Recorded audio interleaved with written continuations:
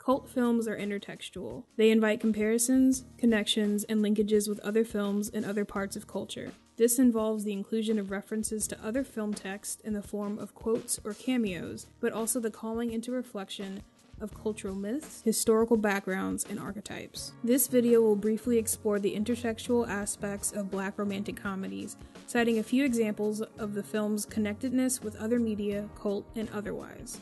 This video is by no means definitive, but simply seeks to examine a genre that might not initially seem cult, but does possess some of the criteria to be considered as such.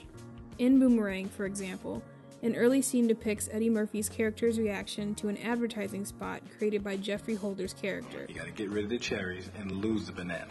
Turn banana. And that's a little Buñuel, a little Dali's village. In his response, Holder references both Louis Buñuel and Salvador Dali, artists known for the cult short film Un Chien Andalou.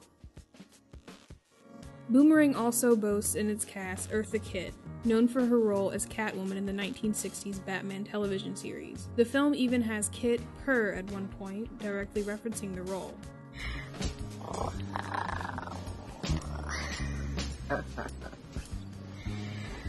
Wouldn't you like to get a little bit more comfortable?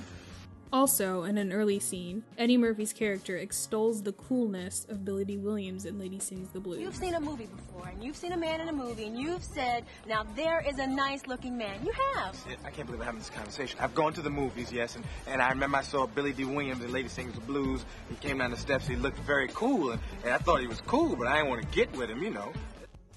Grace Jones, known for her work as a model and musician, appears in the film as the eccentric Strange. Melvin Van Peebles, known for kickstarting the blaxploitation genre with his controversial Sweet Sweetback's Badass Song, appears in a small role as the commercial editor. Come on, stop playing. That's a nipple. It's a shadow. I'll blow it up. It's a nipple. 'Cause I'm drooling.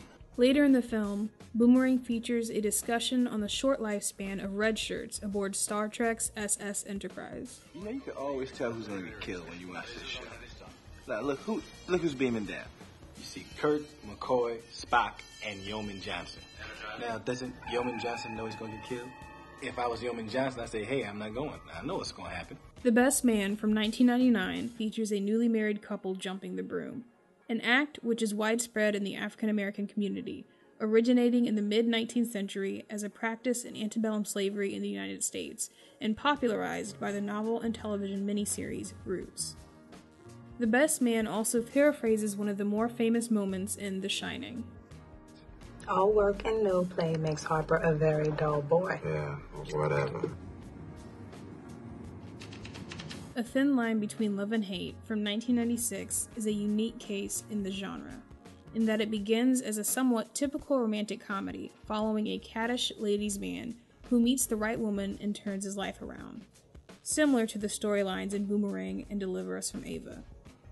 The film changes genres, however, and transitions into a comic thriller by the end. Early on, the film references film noir, with its heavy lighting on the femme fatale character portrayed by Lynn Whitfield. Her portrayal of an obsessed, spurned lover is also reminiscent of the conflict in Fatal Attraction. This film also contains references to Shaft and The Mac, and even the film's title references a song of the same name by The Persuaders.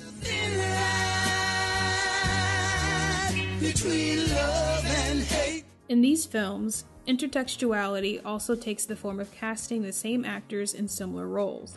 One example is the casting of Gabrielle Union in both Two Can Play That Game and Love and Basketball. In both roles, Union plays the sexually aggressive character who threatens the relationship of the main characters. Perhaps a more notable example is the casting of Omar Epps in The Wood and in Love and Basketball as the main character and a primary love interest. Both films document Epps' character growing from a boy with a crush on a girl to a man in love with a woman, portrayed in both films by Sanaa Lathan. Seeing these two actors paired together in multiple films can contribute to a sense of familiarity and nostalgia in the audience that creates a bond between them and the narratives. When paired together, the two films almost become two parts of one love story. with The Wood serving as Epps' viewpoint and Love and Basketball serving as Lathan's. Though this video only briefly touched on the intertextual aspects of Black romantic comedies, hopefully your curiosity has been piqued to seek out further examples. Perhaps it's even caused you to look at this genre in a different way and consider it a part of the cult canon.